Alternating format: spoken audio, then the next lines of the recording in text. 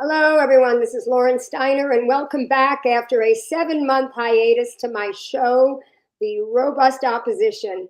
And I'm really happy to be back. And I feel like if I didn't come back over this very important issue, I would be remiss. You might not be familiar with me using a virtual background because I usually have my 99% artwork from Occupy LA in my background. But what you're looking at now is a picture of the largest civil disobedience in New York City in the last 20 years.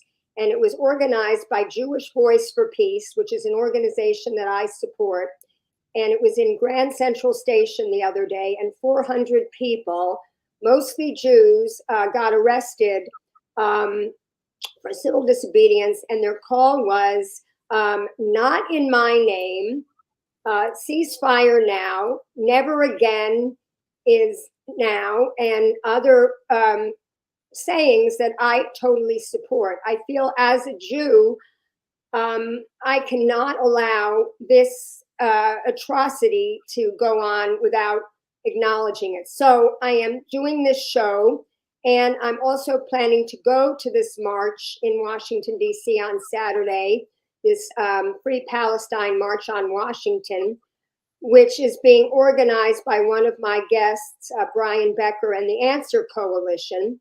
And I thought, who better to talk to, since I've been a lifelong peace activist, than two peace activists who I know, Brian Becker from the Answer Coalition, who's never been on my show before, and Medea Benjamin, who's been on multiple times. Medea is getting off her other call, so we'll just chat with Brian for a little bit. And I'll just say, Brian, welcome to the show. So happy to have you on. Thank you very much. Great to be here. Thank you. I've seen you on other panels, most recently, I guess it was a few months ago, on a panel regarding the Russia-Ukraine situation. And I thought you were very well spoken. And so you were the first person I reached out to for this show. You're not Jewish, you're not Palestinian or Muslim or Arab in any way. You're just an American. What is your ethnic or religious background? Well, I'm a non-believer. Yeah. I was originally in the Protestant church. I was actually I had a youth ministry as a teenager, which was a progressive youth ministry dealing with working class folks. And that sort of morphed into actually a radical socialist young person's group. So that was a long time ago. Well, the point that I was trying to make is it's so fraught between Jews and Muslims right now that I didn't even really want to be dealing with those questions, although we will discuss it a little bit later.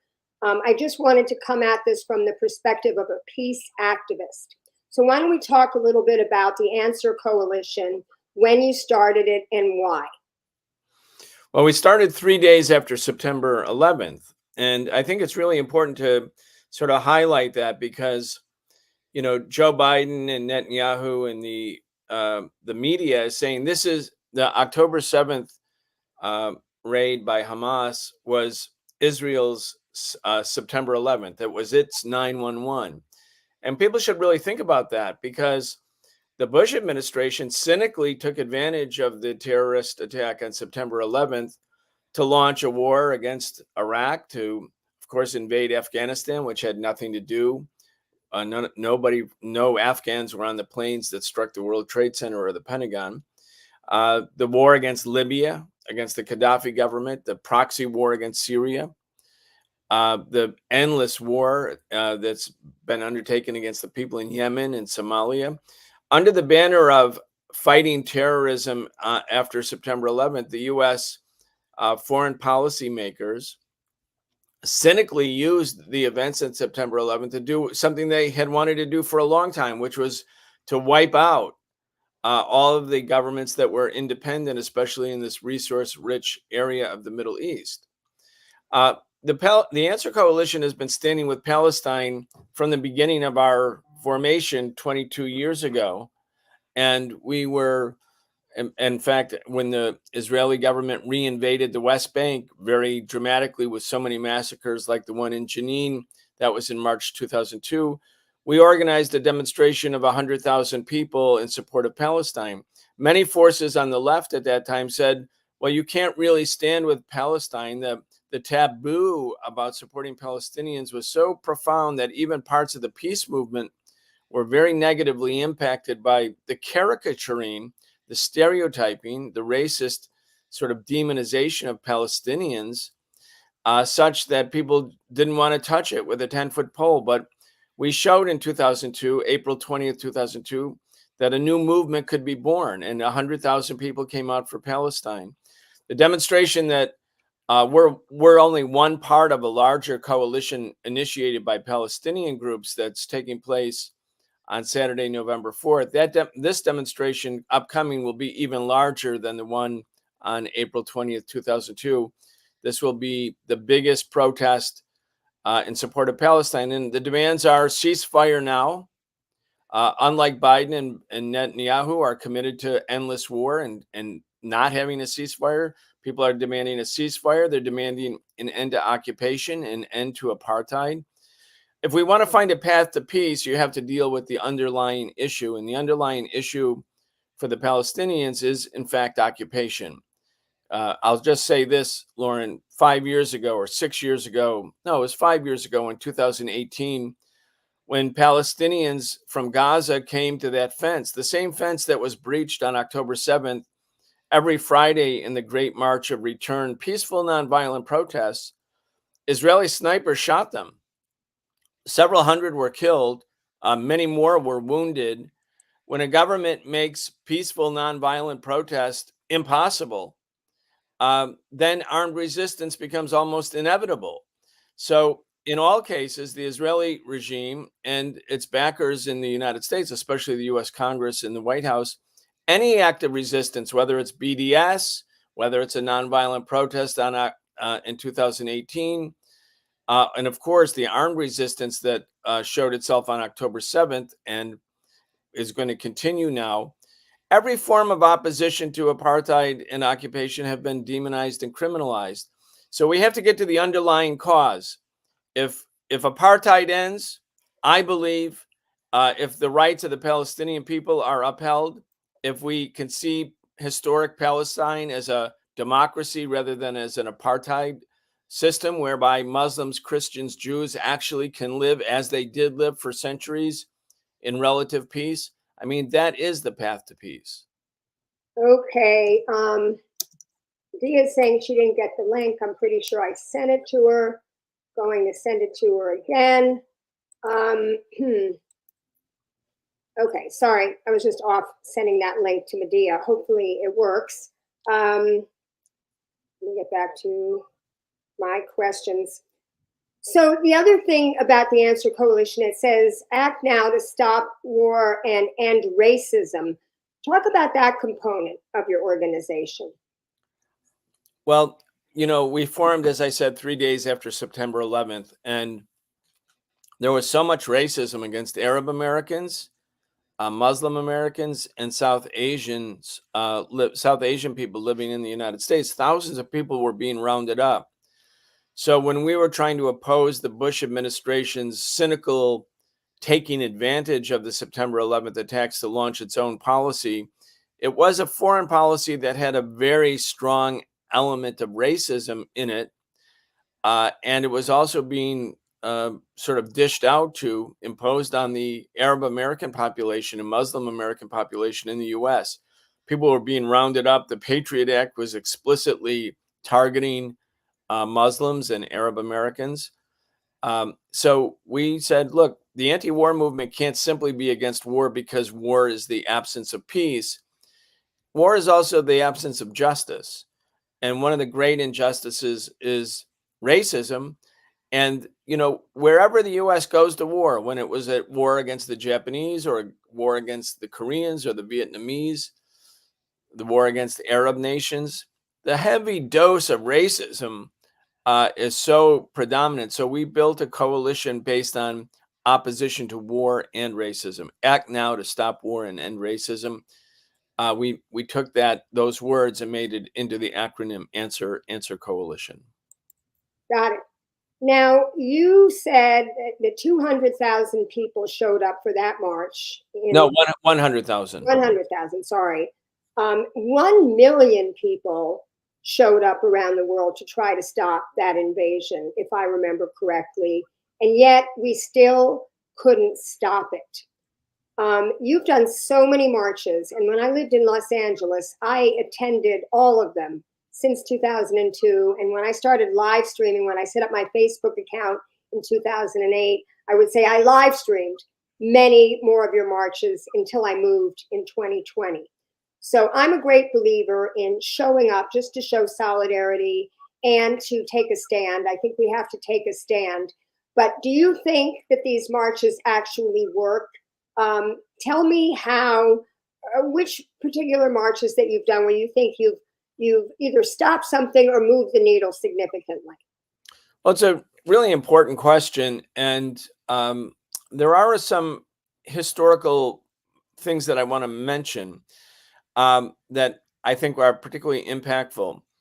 A lot of people said after the Bush administration launched the March 19th shock and awe invasion of Iraq, which had been preceded by months of mass, as you put it, millions, tens of millions of people were demonstrating month after month. And yet the war happened. And so a lot of people said, well, look, protest doesn't work. And it certainly didn't accomplish the objective of stopping the war. But when you think about how public opinion changes, public opinion has only changed and moved away from the dominant narrative provided by the military-industrial complex, in our case, when people see other people moving into opposition. And the purpose of mass protest is to show that opposition exists. If we all sit home and stay in our living rooms, and then, maybe you're angry and yell at the TV, it doesn't really do much. We have to change public opinion. When public opinion changes, and not only changes, but moves from being passively opposed to a government policy to becoming actively opposed, then that public opinion becomes very, very impactful. In Vietnam, the Nixon administration wanted to escalate the war in Vietnam in a very particular kind of way when it took office in January 1969. If it had, it was threatening to use nuclear weapons against Vietnam at that time. America would have exploded in revolution because people were already in the streets. Millions of us were in the streets. There was a situation where, we could see when Rosa Parks refused to give up her seat in 1955 to a white man on a segregated bus. She didn't know if she would she didn't know that she would trigger a mass movement of people demanding the end of segregation in public transportation facilities. She had done it before, so had many other people. Individual acts of civil disobedience did not stimulate mass movements, but in that case, it did. I want to also really highlight one important moment in recent history where I think public opinion, and not only public opinion, but government policy was impacted by opposition that manifested itself in the streets, but not only in the streets, was, if you remember, right in August 2013, John Kerry, then Secretary of State, was making the argument that the Syrian government had, quote, crossed the red line established by Obama, who said, as long as the Syrians don't use chemical weapons, which is a red line for us, we're not going to further engage. And then John Kerry came back and said, well, look, they just used chemical weapons. He had no real proof, no evidence. It was sort of hysterical. But people said, oh my God, the Syrian government is now using chemical weapons against its own people. They've crossed the red line. And the intent of the war makers, John Kerry in that case, and his counterparts in the UK, was to take the UK and the United States and hustle them into a big war against Syria, which would have led undoubtedly to a regional war, including war with Iran, which was Syria's principal ally. And we were out in the streets. We were at on the White House sidewalk. Obama was inside deliberating, unsure. Obama was the hesitant voice within the establishment. He was unsure and probably didn't want to start a regional war, but there was all this pressure on him to do it. And I can remember we were outside on the White House sidewalk saying no war against Syria, chanting it, no war against Syria, no war. And Obama didn't come out for that press conference in the Rose Garden for 45 minutes.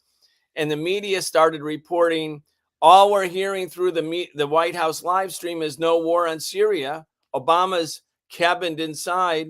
The British Parliament voted for the first time in the House of Commons against the government's desire to form a partnership with the U.S. for the next U.S.-UK war.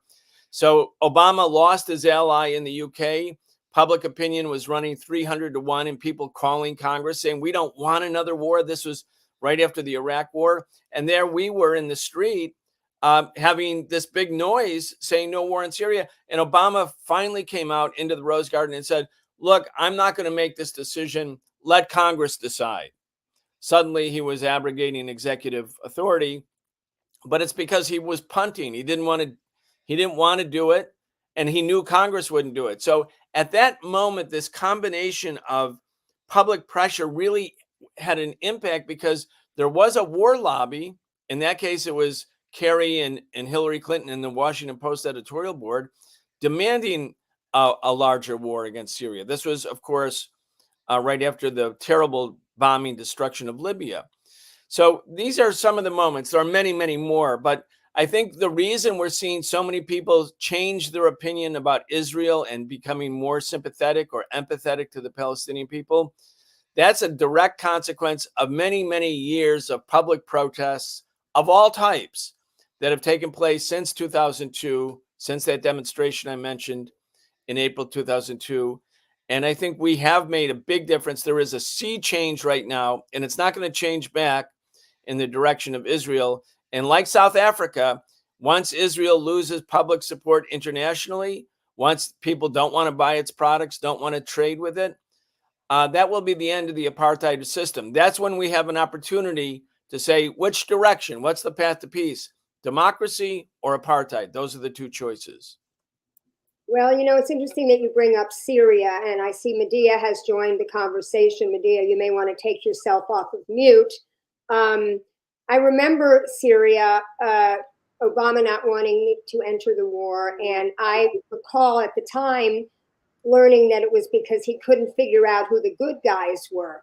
And then there was that false flag that, Cy Hirsch uncovered, that Assad was gassing his own people. And of course, anytime they say somebody's gassing their own people, that's a red line we have to cross. And then we got in and we supported the Al-Nusra Front, who, we had been calling terrorists. And then we started supporting them. They were the moderate rebels. And that's how, I learned all this from Max Blumenthal's reporting back at the time. But Medea, you too, welcome to the show for the fourth or fifth time, I believe. Thank you for always coming through for me. You too started right after 9/11, Code Pink Women for Peace, to try to prevent the Iraq War. Tell us about what you did back in the day. And also, your tactics are a little bit different. You actually do a little bit more disrupting. And I want to talk about what you did just yesterday with Anthony Blinken. But first, let's talk about the genesis of Code Pink and some of the successes you feel you've had over the 20 years. Well, it's nice to be on with you and good to see you, Brian. I look forward to seeing you in the streets this weekend. And we, both as Answer and Code Pink, have been out doing demonstrations and all kinds of disruptions for many, many years right now. And I think, in terms of the founding of Code Pink, we were part of these very, very large movements, not only in the United States, but globally, to say no to the war in Iraq. And many people did get discouraged because it didn't stop the U.S. from going to war.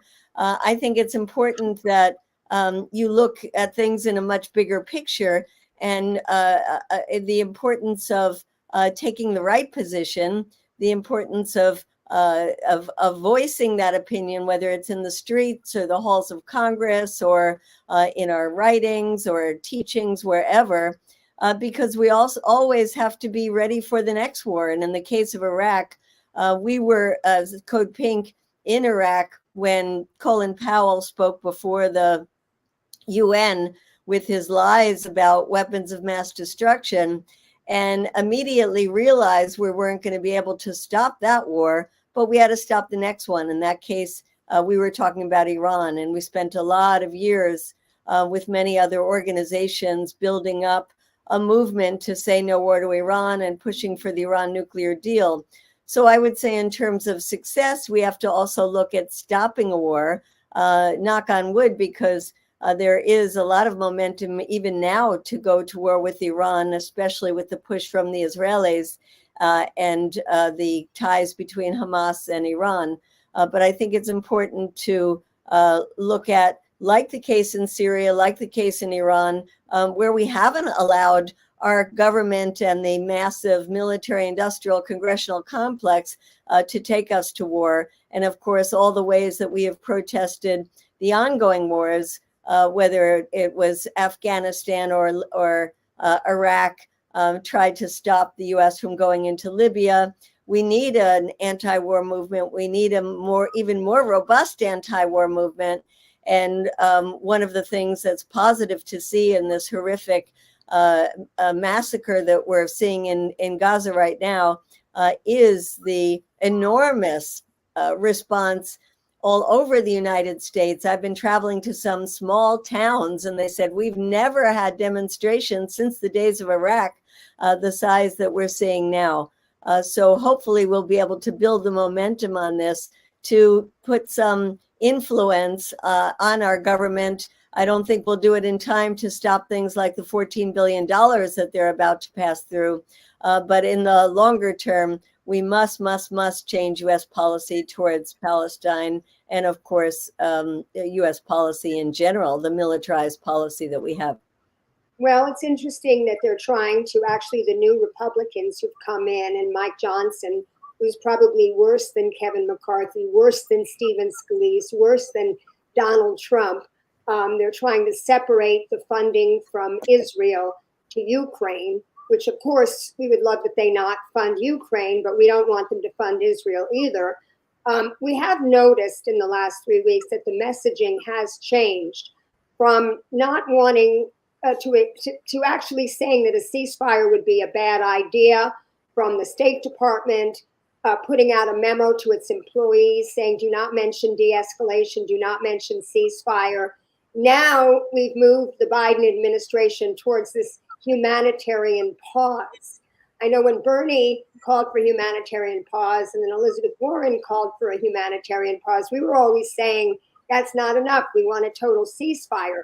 But in your opinion, do you think that this move towards, we have to be concerned about civilians all of a sudden, which, by the way, I find it very interesting. So I think Ryan Grimm today did a great cut of Josh Kirby, who's the spokesman for the State Department, talking about how, oh, well, civilians are just a casualty of war, contrasted with him tearing up when talking about the civilians in Ukraine.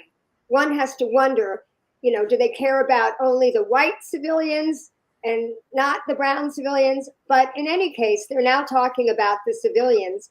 And I'm wondering, in your opinion, both of you, do you think this has to do with the immense pressure that's coming from people all over the world?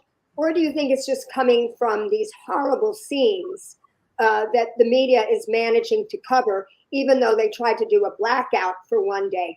Our government actually, you know, made them turn back on the internet. What is your take on that? Go ahead, Brian.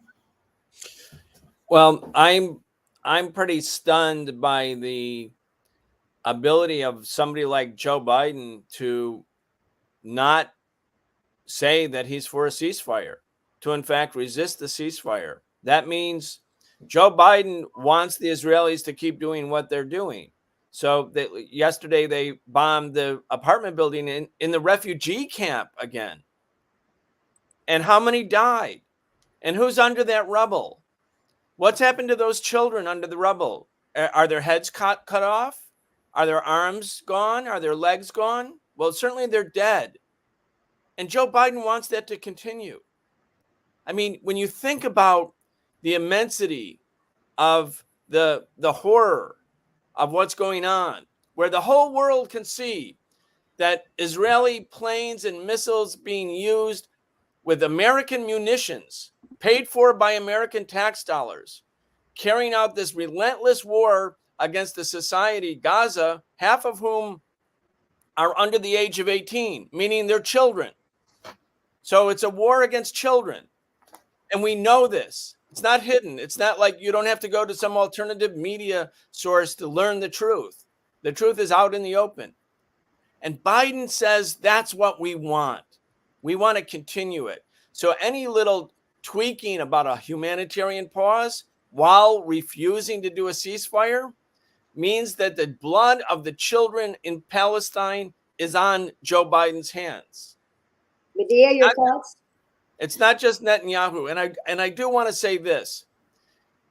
No ceasefire for Ukraine, no ceasefire for Gaza, just $106 billion more in weapons for Ukraine and Gaza, and now Taiwan too, not to mention the U.S. military deployment at the U.S.-Mexican border. Like, does Joe Biden think this is a winning program as he approaches an election where even though his main contender is facing 4 criminal trials, that Biden is either neck and neck or behind Donald Trump at this point? Well, he's certainly lost the support of the Muslim community. I read that prior to this, he had 59%, and now it's down to 17%. And Michigan, which is a swing state, is going to be particularly important. They have a huge Arab population there. What is your thoughts on the slight change in messaging by the administration, Medea? I think it's just revolting that they won't call for a ceasefire, that we can't get one member of the Senate to vote for a ceasefire, that there are only 18 members of the House that have signed on to Cory Bush's resolution calling for a ceasefire. And yet you get the Secretary General of the UN, you get the UN General Assembly by an overwhelming vote calling for a ceasefire. You have Amnesty International and all of the human rights organizations calling for a ceasefire. You have the Pope calling for a ceasefire. And the tremendous disconnect in our government that is really isolated now. The US support for Israel, not even our allies in Western Europe are towing the same line now that the Biden administration is towing. It's because it's so revolting. You ask, which is it? Is it the media that's let through some of these pictures of the horrors that are being shown in Gaza? Is it the social media that so many people are looking at? Or is it the number of days that go by and people wondering how many people must be killed before our elected representatives will call for a ceasefire? If they won't use the word ceasefire, some of them have told us, well, maybe I'll call for a cessation of hostilities. But even that seems too far a stretch for the vast majority of them, who will only call in limited cases like Bernie Sanders for a humanitarian pause. Now, what does that mean? Okay, take a little break, allow for more of these materials to get into Gaza, and then go back and start killing civilians again. So it is really just mind-blowing that this word ceasefire is seen as such a dirty word in our White House and our Congress, while it is what the vast majority of people around the world are calling for. And I think it not only isolates Israel with irreparable damage for the future of the legitimacy of the state of Israel, but the same is true of the United States. Well, it's so bad that, 3,500 children have been killed in 3 weeks. Only something like 500 children were killed in Ukraine in almost 2 years now. And Save the Children just came out with, this is 3 times as many children have been killed in all wars combined in the last 3 years. That's how atrocious this is. And I want to pivot a little bit to the reaction in this community. Before you came on, Medea, I showed that this background here is the Jewish Voice for Peace demonstration in Grand Central Station, where 400 people were arrested, mostly Jews. I saw Amy Goodman's interview. She was on the scene. She talked to rabbis. She talked to Holocaust survivors. It's just so heartening that there are so many Jews, progressive Jews, that are understanding, not that we're siding with Hamas, as much as they try to say we're siding with Hamas and terrorists, but we're just understanding the disproportionality and who the greater victims are. So I want to ask you, because, I told Brian, he's not Jewish, he's not Muslim, but you are Jewish. And you've long, like me, been on the side of the Palestinians. When I say side, I'm talking about the people, not their governments. What do you make? What I've noticed is there's always been a split in America between the AIPAC supporting Jews, where, their Jewish values are let's support whatever Israel does, right or wrong, and the progressive Jews, many of whom we work with on other progressive issues, whether it's women's reproductive rights or Black Lives Matter or, justice for undocumented immigrants. I'm seeing there's a cleaving even in that community. There's a local group who will remain nameless in my state who won't join the cause for a ceasefire. They're basically using the excuse that their mission is only to work on local issues. But there have been 2 articles now, one in the LA Times, one in the New York Times, about how progressive Jews feel betrayed by us because we're not condemning Hamas enough, because we're not adding release the hostages to our call for the ceasefire. Have you been experiencing that at all in your daily life in the last 3 weeks, Medea? And if so, what do you make of this? I think the sides have hardened a lot. I know I'm getting messages from people in my own family that are continue to think Israel is a democracy, and saying that because I participate in protests that I am pro-Hamas and that I don't care about the lives of Jewish Israelis. And on the other hand, I see the pernicious effect of AIPAC and what it's done to the votes in Congress, to trying to take out progressive members of Congress, to instilling fear in people in Congress. And that is coming from the part of the Jewish community that continues to be tremendously supportive of Israel. I've also noticed that of the number of Jews in Congress, and there are a disproportionate number of Jews in Congress to our percentage in the population, but there is not one Jewish member of Congress that has come out for a ceasefire. And I find that appalling, especially given the cover that the thousands and thousands of Jewish people in Jewish Voice for Peace, and if not now, have given by getting arrested and doing these just spectacular protests.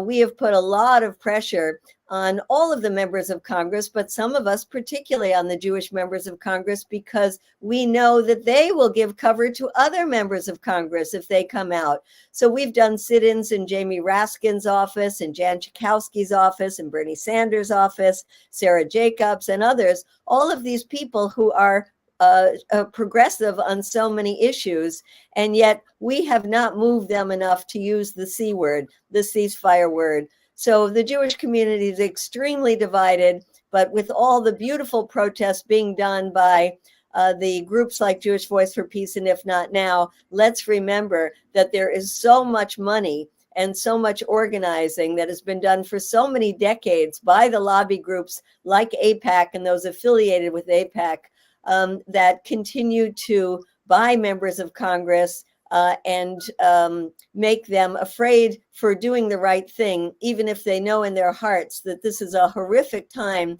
to be quiet, to refuse to vote the right way. When there was the first vote of the new Speaker of the House, Mike Johnson, who his first piece of legislation was Resolution 771, condemning Hamas, supporting Israel, mourning for the lives of those Israelis who had been killed, not saying a word about the Palestinians. The vote was only 10 members of Congress who voted against that, 412 voting for it. So it's so sad to see the power of AIPAC and other very strong Jewish lobbies. Yeah, I was just reading today about Jamal Bowman, who wasn't even with the squad on many issues. He voted for the funding for the Iron Dome, but I believe he didn't sign that resolution, and now they're targeting him. He did sign the resolution, and yes, they are targeting him. They're targeting Ilhan Omar. They're targeting all of these progressives, and they were doing that before October 7th as well. You know, this is not new for them, but it's on steroids now. Yeah, Ayanna Pressley, Summer Lee. I fear that they all could be gone, because you saw what they did to Nina Turner and Donna Edwards and Nita Alum here in North Carolina. I mean, they basically took them out, and it's disgusting. And they don't even, in their advertisements, they don't even talk about their stance on Israel, because they know people aren't really voting on Israel. They come up with other BS about why you should vote against these great progressives. So it's very sad. Now, let's also talk about the blowback from this. I was talking to Brian on the phone the other day, and I was saying, look, Hamas, and to me, Hamas and Netanyahu and his Likud party are equally culpable. We now know that Netanyahu promoted and funded Hamas to be a foil to the Palestinian Authority and to prevent there being a Palestinian state. We know that they were organizing this for 2 years in the open air, and Israel's supposed to have the greatest security system on the planet. We know that they were warned by Egypt 3 days before. And so it still happened. And you kind of have to wonder, maybe they wanted this excuse to go in and flatten Gaza for the plan that the Israeli military intelligence report released on Monday, which we can talk about later. But Hamas also knew that if they did this action, there would be this horrible genocide. So I say a pox on both of their houses. But what I had read was Hamas was trying to stop the Abraham Accords, because all these Arab countries, you know, this is what Trump did, were going to sign peace deals with Israel and leave Palestine in the dust.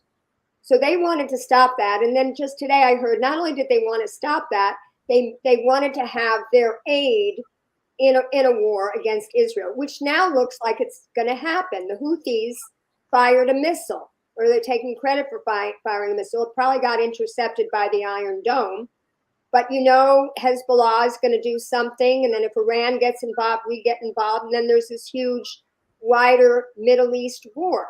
That's going to be tremendous blowback. And I'm wondering, you know, what your thoughts are on this.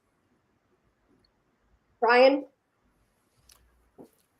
Yeah, I mean, we don't know a lot, of course, but I don't think that what happened on October 7th is something Netanyahu wanted to have happen. I think what's happening in the world shows that a sea change has taken place, and that sea change includes a sea change of public opinion in the United States. I think overall, this is very, very detrimental to Israel. One, the Israeli economy is tanking.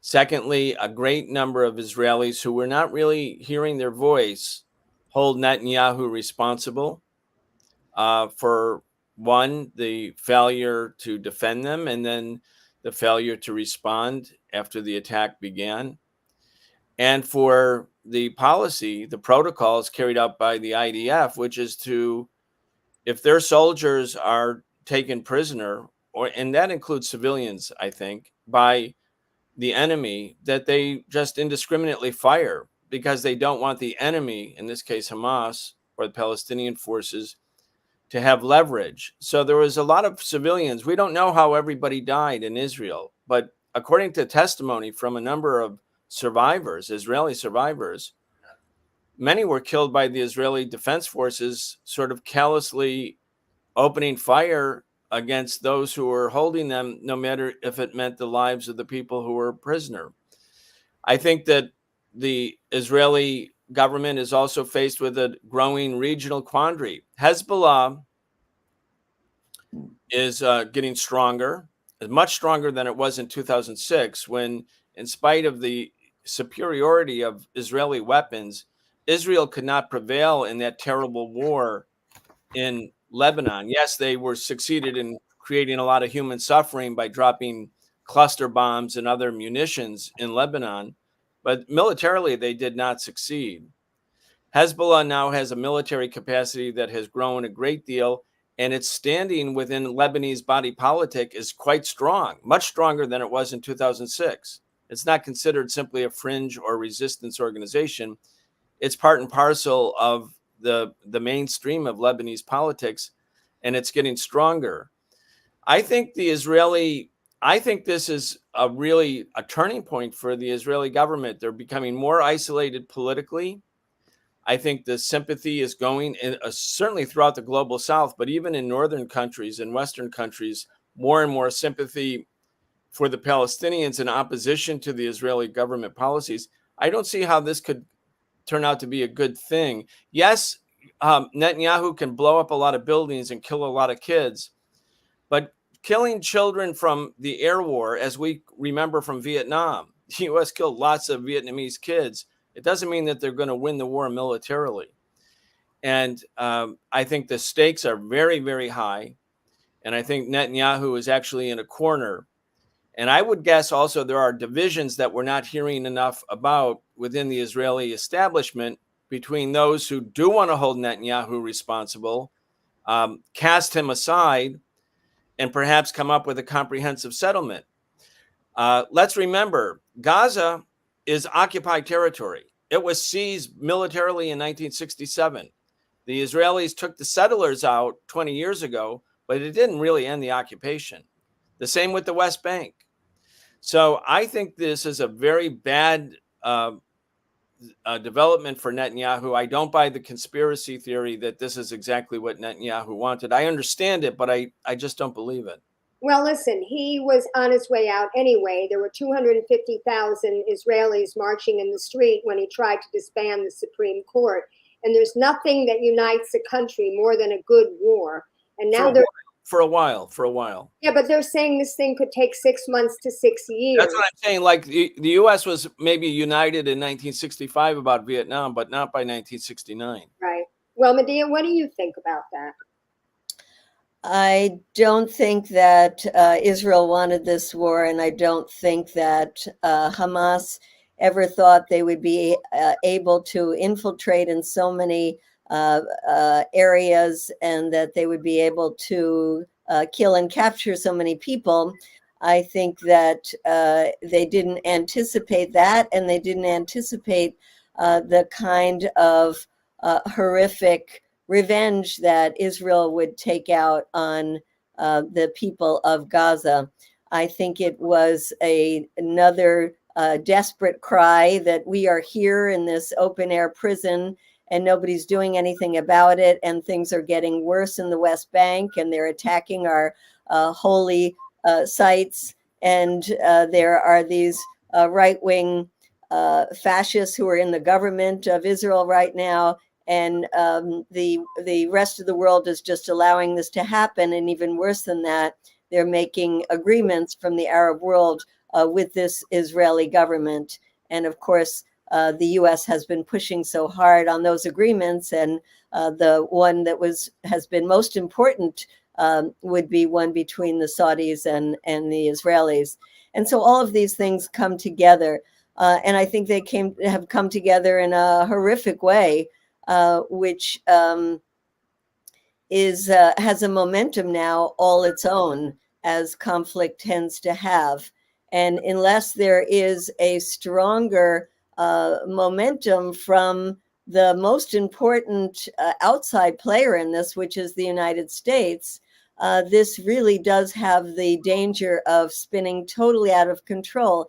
And there are a lot of people in the administration that understand this, and people in the Pentagon who understand this, who really don't want to see this becoming a regional war. Let's remember, from the time of Obama, the U.S. powers have wanted to get out of the Middle East and move over to a confrontation with China, and yet they have been constantly drawn back into the Middle East, and now in such a desperate way that I think this isn't good for anybody. So the question is, who will back down? Who will? How do we get the U.S. to force Israel to stop? And that's why it's so important that we go back to what are we doing here? That's why it's so important that we have these massive demonstrations and that we do whatever we can to show our government that the outrage that we feel. Right now, as we're talking, there's a protest at the State Department. There have been regular protests at the State Department, at the Israeli embassy here in Washington. So I think those are the things that are going to push people. We've seen isolated resignations of people from the administration, like in the State Department, but we know that there is tremendous discontent in the staff of people in Congress. We see staff members now, when we go around to their offices and wearing a keffiyeh or a Stop Israeli War Crimes shirt, they give us the thumbs up. They say thank you. They come out of their office to say we are with you all the way. We know that hundreds of them signed a letter anonymously saying that they were so disgusted with U.S. policy.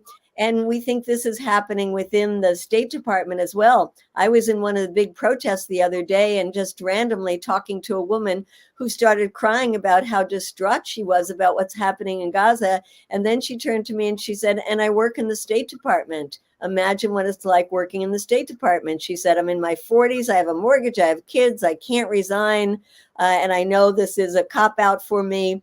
But there are so many of us internally who are feeling like this. And that has to create dissidence and some kind of internal pressure that will eventually bubble to the fore. You said, Lauren, that you're hearing a change in the discourse. But, the discourse is belied by what's happening on the ground and belied by the $14 billion they want to pass. But this can't continue like this with so much dissidence within the empire. Yeah, well, I heard today on Amy Goodman on Democracy Now!, she had a guy who just resigned from the New York High Commission on Human Rights from the UN after 30 years of service. And he said he's never seen anything like this where they don't even debate these things, war crimes, collective punishment, genocide. They're all very easy to categorize. And two Jewish women who are lawyers, Marjorie Cohn, as you know, she was the past president of the National Lawyers Guild, wrote point by point why this is a genocide.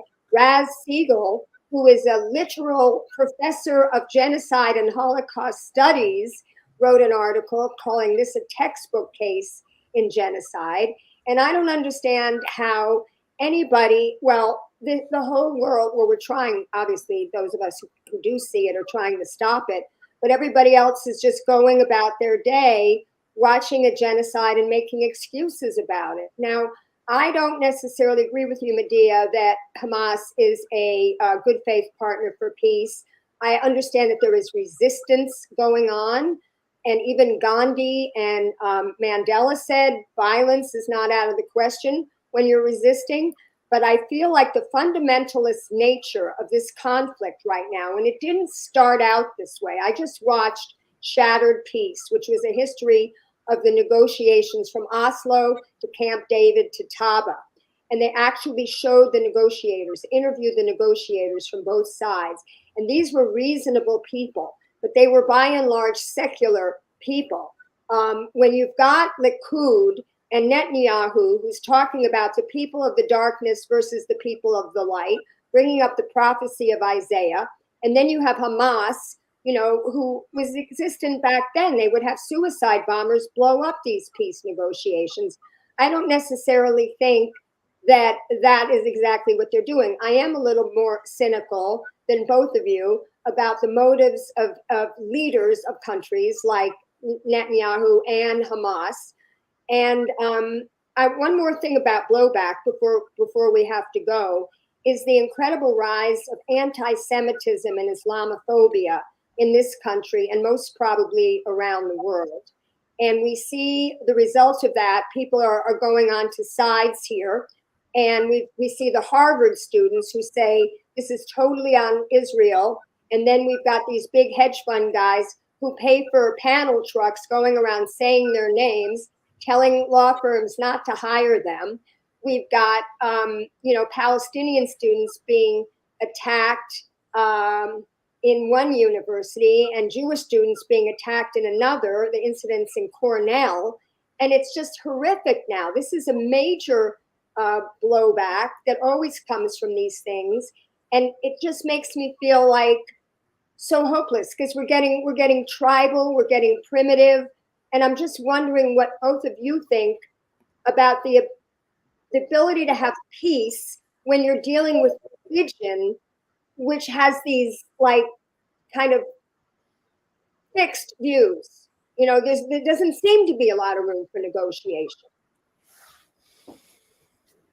Well, I mean, fascism and anti-Semitism are always going to go together.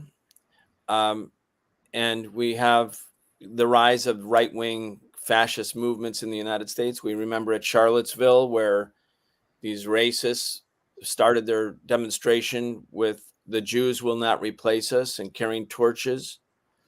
And Donald Trump, the president of the United States, said there are very, very fine people on both sides, sort of legitimizing this right-wing current. I mean, at the same time, Trump is embracing Israel and coddling fascists, coddling anti-Semites. And the rise of anti-Semitism, I think, is being accelerated now because the Israeli state has carried out 70 years of conflating Judaism and Jewish people with a particular state, and then saying what the state does is what Jews stand for. And even taking the symbol of the Star of David and making it a national symbol, making it the symbol of the flag. And so this conflation of Jews with the Israeli state is, I think, horribly dangerous for Jewish people, because the trigger of opposition to Israeli policies will then be interpreted as an opposition to Jews. And actually, the right-wing Zionist elements in the Israeli government want it to be that way. They want the public perception to be, if you're attacking the Israeli government, you're attacking Jews. And then we have in the US media the promotion of this idea that Jews now no longer feel safe because some of their friends are protesting against the Israeli bombing of Gaza. I think it's critically important for Jewish Americans to do exactly what so many more voices are doing right now, which is saying, no, this government doesn't speak for me. I'm a Jew. I'm proud of my heritage. I'm proud of my family. I'm proud of my culture. And I absolutely militantly oppose the policies of the Israeli government. Yeah, it's just too bad that they don't. I agree with you. I've been doing that. But this is, and I do want to take issue with you before I know we're leaving, but I didn't really get a chance to address it. I think this equivalency of Netanyahu with Hamas is also not correct from my point of view. And I understand your point of view. I understand it. You and I have talked about this off the show. But I think that, if the occupation of Gaza ends, if the apartheid imposed by the Israeli state ends, then the road and the path to tolerance and people living together will become possible. And the occupation is not caused by Hamas's intransigence. Hamas as an entity is a consequence of the occupation.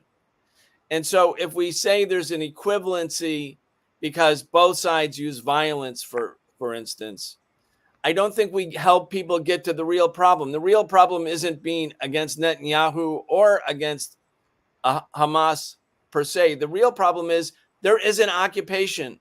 There is the settler occupation on other people's lands, and the U.S. is allowing a militaristic imposition of this occupation. And to get there is a path to peace. It's not like there's an irreconcilable struggle between peoples or religions.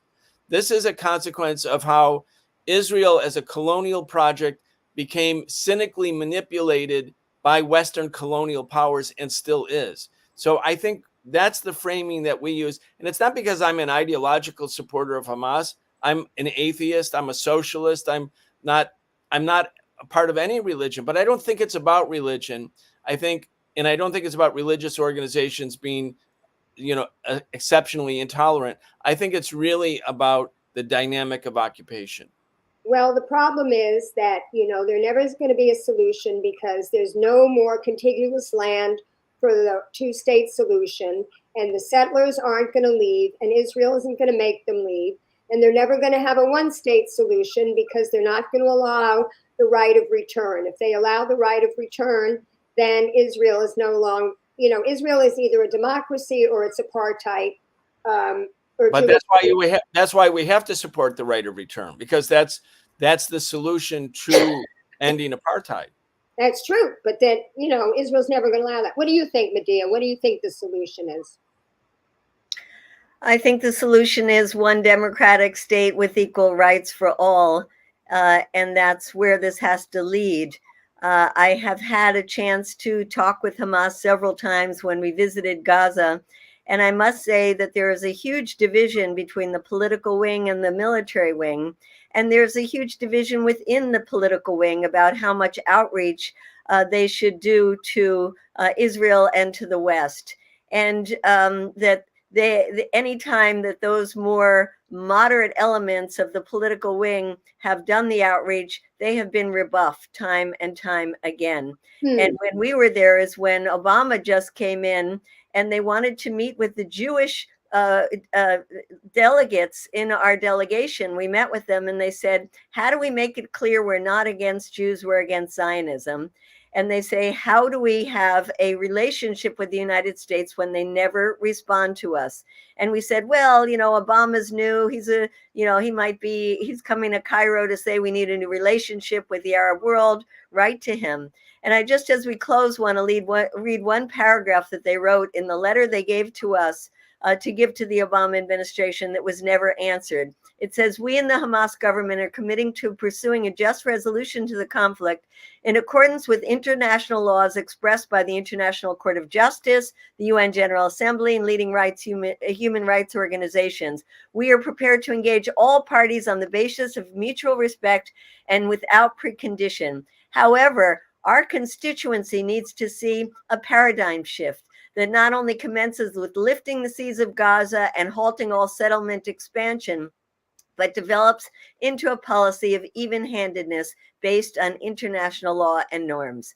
So every time there is an attempt like that of the moderate political wing of Hamas to reach out and they get rebuffed, no response, that strengthens the military wing. It strengthens the more conservative and militant members of Hamas. So just remember, it is not a unified entity that we have played a major role in lessening the power of those who have wanted to reach out over many years. Well, thank you for sharing that with me, Medea, because I really didn't know, and that makes me feel a little bit better about Hamas. But I want Brian to have the last word to talk about how people can, I'm putting up your website where you have information about the buses, but maybe briefly say, what are the cities that the buses are coming from? How can people get to this march? Give us the details. Well, people are coming from every place east of the Rockies in large numbers as groups. I'm sure people are coming from the West Coast, some by plane, but it's just amazing. The number of buses has tripled or quadrupled in the last 24 hours. It reminds me, actually, I was a teenage organizer for the moratorium against the Vietnam War in November, December 1969. And we had like 2 buses going, and then and that was on a Tuesday. And by Friday, we had 20 buses from a little city, Rochester, New York. It feels like that. Of course, it won't be that big. That was like 500,000 people, but it's like there is this gigantic shift happening in public opinion. And so the buses are coming from everywhere. Answer Coalition is a partner in a larger coalition that is carrying out this demonstration. So it's not an Answer Coalition demonstration. It was actually initiated by a number of the Palestinian and Arab organizations like Palestine Youth Movement and others. We joined because we have a lot of experience in mass demonstrations, and we took on a lot of the logistics. And so that's pretty much all I've been doing for the last couple of weeks. So logistics and transportation. And it's just phenomenal what's happening. 5 buses from Tampa and buses coming from Dallas. And I just talked to my daughter who's on the bus, going to be on the bus starting tomorrow to get here from Chicago. It's just everywhere. I don't know how big it's going to be. I think some of the groups that were a little bit tepid about endorsing, maybe worried about endorsing, they're now all endorsing. A lot of mainstream groups are endorsing. It's going to be, I think, minimally the biggest demonstration in support of Palestine in U.S. history. Whether that will be hundreds and hundreds of thousands or just hundreds of thousands, I don't know, but it's going to be massive.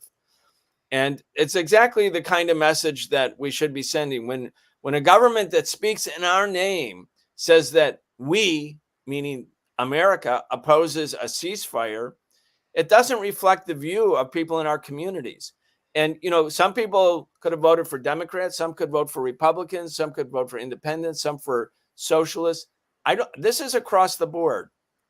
And this is the kind of mass movement that we need to build. We're going to be providing educational kits, tool kits, so that when people go back home to their high school, their college, their synagogue, their mosque, their church, wherever they're coming back to, they have educational materials. One of our biggest problems is the American people just don't know that much because we get our news from the mainstream media, which deliberately keeps the American people either uninformed or misinformed. So a big part of the mass mobilization is also what happens next. People are going to come. They're going to feel all this power, all this energy. How do we turn that into like a small army of people doing their own political education on this issue and other issues? Yeah. Well, on that note, I will see you both in Washington. I will be live streaming the speeches and probably doing some interviews on the march. And I hope that people watching, if you live near to DC or if you want to hop on one of the buses, that you go, because it's very important. And as I've been telling everybody, hashtag not in my name, hashtag not with my tax dollars, and hashtag never again is now. Thank you very much, everybody. And we'll see you soon. See you fighting. Saturday. Bye-bye.